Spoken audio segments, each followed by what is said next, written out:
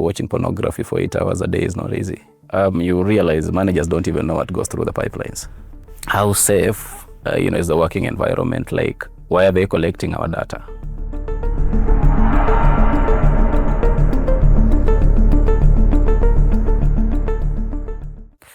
My name is Michael.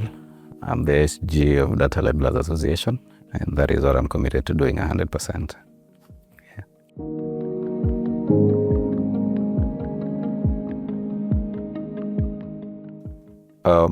Basically, it all depends with the kind of setup you're working with. If you're working for a BPO or working on a platform, then that determines how your day is. If you're working on a BPO, you have to subscribe to their 8-hour schedule. But if you're working on a platform, then that means you decide your own schedule. You decide how many hours you work a day. You decide what you do and what not to do. Yeah.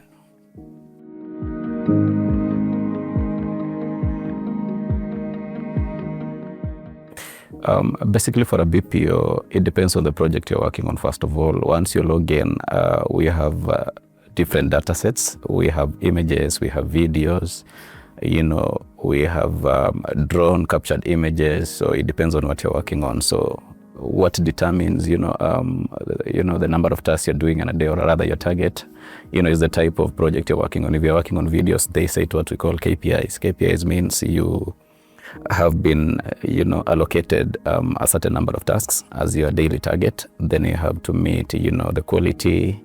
There is what we call average handling time, which is the time you take handling a task. There is what we call occupancy, how busy you are with the tool.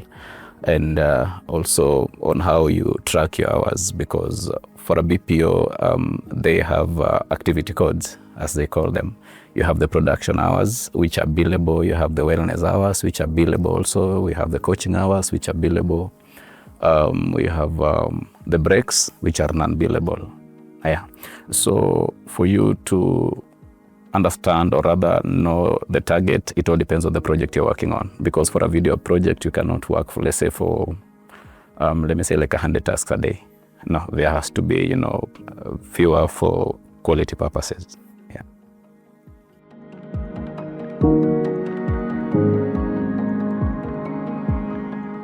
Basically, it varies, because if you're dealing with images, you can deal with human faces, for example. You can deal with cars, you can deal with nature, you can deal with bank details, whatever details, And for videos, it depends also. You can deal with videos of, cars moving, on the roads. You can, have videos of people moving in buildings. You can have, videos of, structures in a building where you're like supposed to annotate, rather specify, the items in the house, be it, a sofa set, be it a table, a painting on the wall, and so on and so forth.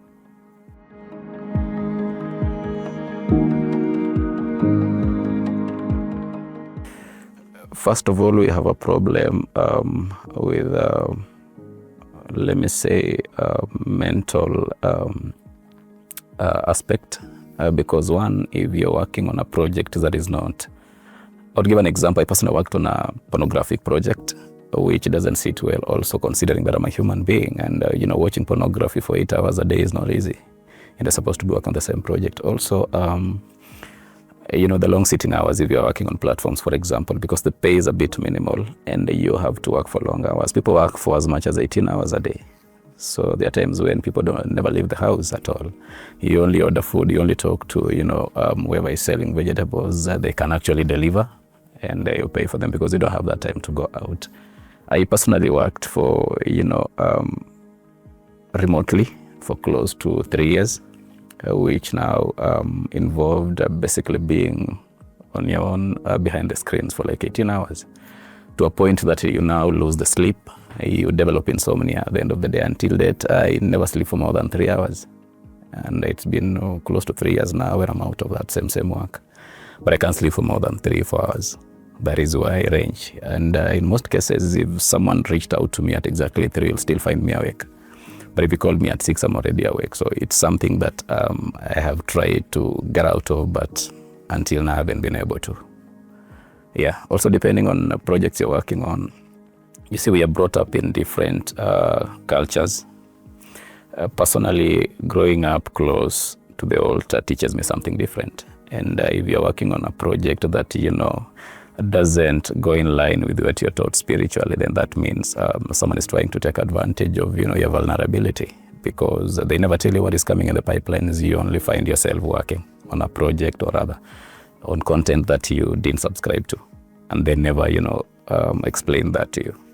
Yeah, you just find it in the pipelines. It comes slowly. You get one video of something pornographic, for example, several videos, non-pornographic, now they start coming. But along the way, you realize the tool, the skip button on the tool you're working on is inactive, so you can't skip a video. Again, if you skip, it affects your KPIs. Again, it affects your pay at the end of the day, so it becomes a mandatory thing for you to work on whatever content they are providing you with. Yeah.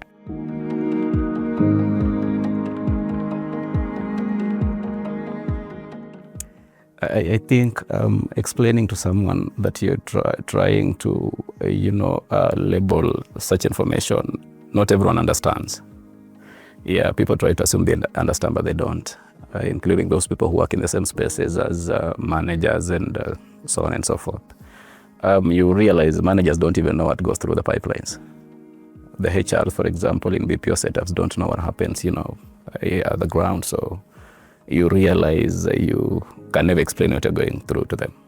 And some of the mental health coaches, you realize they also do not understand what you're going through. Sometimes you go for counseling and you realize you're the one counseling them.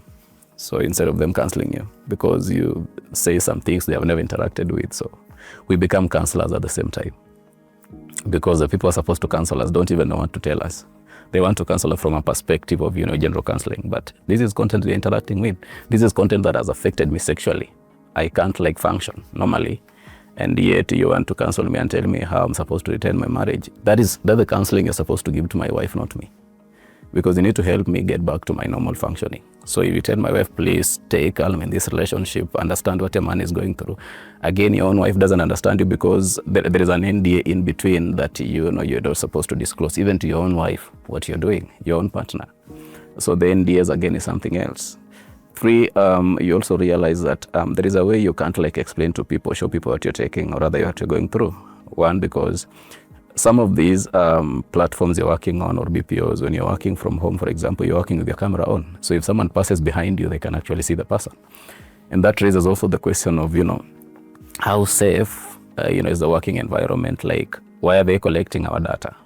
We only subscribe to being data labelers and not data subjects. Why are they again collecting our information? Because if they can preview videos and tell you this person was looking at your screen, then that means they have all that information. Where are they storing the information? What are they using it for? Basically, projects vary depending on their requirements. You would find projects that require you to share to install softwares that monitor your screen. A good example is Time Doctor. If you went to YouTube, it will actually stipulate from the admin side how much time you took on YouTube, how much time you took on Google. Anything you did, it auto records. That is one. That is data collection. Then also when working on your videos you collect videos of yourself. Your background is being collected, because we interact with videos of people working or rather having their daily routines, in their own spaces back at home. And if we work on that, those sort of data, then that means our own data is also being used elsewhere. So if someone is recording me for 8 hours and maybe say we are 200, how many videos are that person collect in a day, for example? Then they split the videos, because most of the videos you work on, you can find a video going for 5 minutes, 4 minutes, 3 minutes. So if someone breaks the video into minutes, the 8-hour video into 2 minutes, then they have a lot of data. Yeah, basically that they never paid for.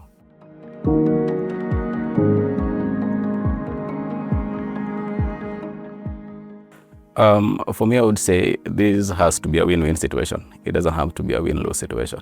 1, they have to pay people well, because you can't be giving people work. They are doing the work well, meeting all your KPIs, and then you pay them poorly. That is so unfair. I would call it witchcraft of the highest order. And we need to be in a space where big tech companies or partners involved in this space understand that these are human beings. You just don't take advantage of them. So if you kill them, then who will work for you tomorrow? You will still need these people tomorrow. So why can't you pay them well? Yeah. So pay is something that needs to be worked on too. I strongly feel also the issue of contracts has to be addressed. Someone can't give you a 1 month contract. It doesn't make sense. Even in their own setup, they don't give themselves 1 month contract. Then also, we also urge the government at the same time to look into this. The problem is this thing looks new to them, but it's been there for years. We've been in that space close to 7 years now. And you ask yourself, does it mean, people can operate in this country, for example, without the government knowing they're in the country and without them, realizing their violations? It means someone is ignorant somewhere or someone is benefiting from all this.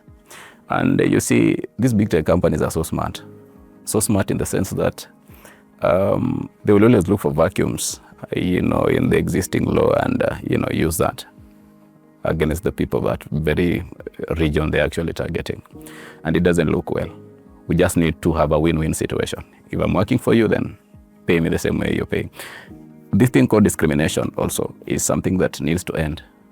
Not just end here in Kenya, but end everywhere in the world. We have a problem where you're working on a project with someone in the US is getting $50 per hour, and you're getting 0.0, something per task. So how do you get to their level? Because we can't be powering. Because if you ask me today, I would call artificial intelligence African intelligence, because all these things have been done here in Africa, and they take credit. I have seen self-driving vehicles. The videos and photos of what we work on, just streets in London, US, and Europe generally. I've never seen a street of Nairobi, being annotated anywhere. So that means that, the technology you're powering is not even beneficial to us. So you're not paying us, and again, it's not benefiting us. So how do you call that in your own language? Because I would really love them to understand that we're also human beings, yeah, and we need to be treated fairly, just like others. Also, these companies, from the research we have, is like they sign non-modern slavery, whatever it is, in their own countries, but they perpetrate the same in other countries. So how strict are their laws also in following up with such? Those are the things we really need addressed in the space. And the whole issue of people being targeted for joining associations and unions need to end. And this is my advice to the big tech companies. You can fool people for a long time, but you can never fool them throughout. There will come a time San Francisco will, to some extent, listen. And they won't just listen to Kenyans, they will listen to the entire continent. We, as Data Laborers Association today, we say we were so strategic with what we actually wanted with the association, and that is why we do not want to, we do not want to look like we are targeting anyone. We aren't targeting anyone, but they'll do things the right way, either today or tomorrow. But I assure them, we have a target between now and 2028. Things will have changed drastically, and they better come to a negotiation table as early as this, because the structures we are laying and every other thing we are doing right now, they will actually move from San Francisco to Kenya. That one I can assure you.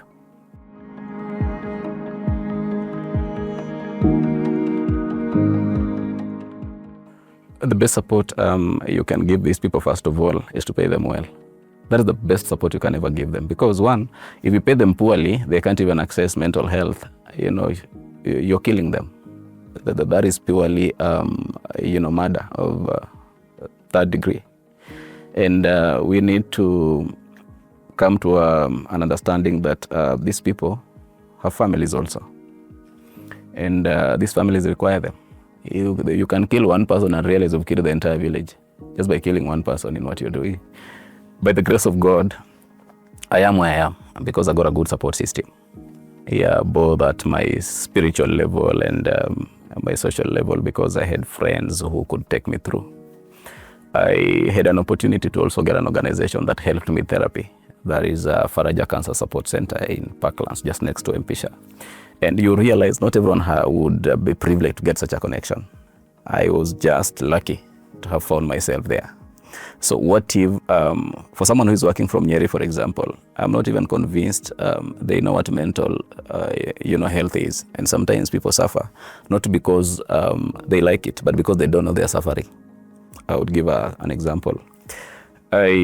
Stayed at KNH for 4 months with my own child. Witnessed people die. I witnessed people commit suicide. I lost 4 kids in my own hands, carrying them to the doctor for assistance. And the doctor tells you, please wait, I'm dealing with another patient, and the kid dies in your own hands. I got to a point where witnessing all this, for me, death was very normal. And one day I was like going to town, and around Kariako area, there's a bus that hit the wall at Kariako, and so many people died. To me, it was very normal. I couldn't even shed tears. So pain to me is something that never existed. So I was like, and you see, when you go to someone, they tell you, I've seen all this, I've gotten used to it. But when you go for counseling, that is what they call now trauma. Because seeing these things to a point that now you do not have the human, feelings again, then that is what they are calling trauma. So there are people who gotten used to this. They have seen it all. Like they feel they have developed resistance. That is not the resistance. Now, that is the suffering we're talking about, that these people are going through. So when you start counseling, for example, that is when you realize that really this thing had, gone deep than you expected. Sometimes we feel let down, generally because most people who haven't gone through some of these problems might never understand what you're going through. I'll give an example. If you lost your child, God forbid, and I come telling you I understand what you're going through, or rather the pain you're going through, and I've never lost a child, then trust me, I don't understand what you're talking about. I'll only try to assume I understand the pain you're going through. Now, most of the people who, let me say, find themselves on these, rooms where they discuss such sensitive issues have no idea what they talk about. They are only there because they want to pass the bills, pass whatever it is on the table, get their own salaries, get their allowances, and that is it. But sometimes we pray. It's my prayer, and not to be so sadistic, but let's be very realistic. Sometimes we pray they also go through the same, for them to understand that all people go through. So that tomorrow when they're making such decisions, they make decisions from a point of experience, not like points of assumption. Most of the people who find themselves in this space passing such laws, some of them are well off. They are in a position to take, good care of themselves mentally, go for mental, support, get mental support at any given time because they have what it takes to access all that. But of someone who is in Bungoma, for example, in a village in Bungoma, who only acquired a desktop and is working with bundles on a daily basis. Some of them even do not know where hospitals are, where they can actually get help. So what about them? And I love what one of the Uber guys said in one of the meetings. When you are not on the table, most of the times, just know you're on the menu. And there is nothing more dangerous than being on the menu, because everyone would consume you at any given time and at their will.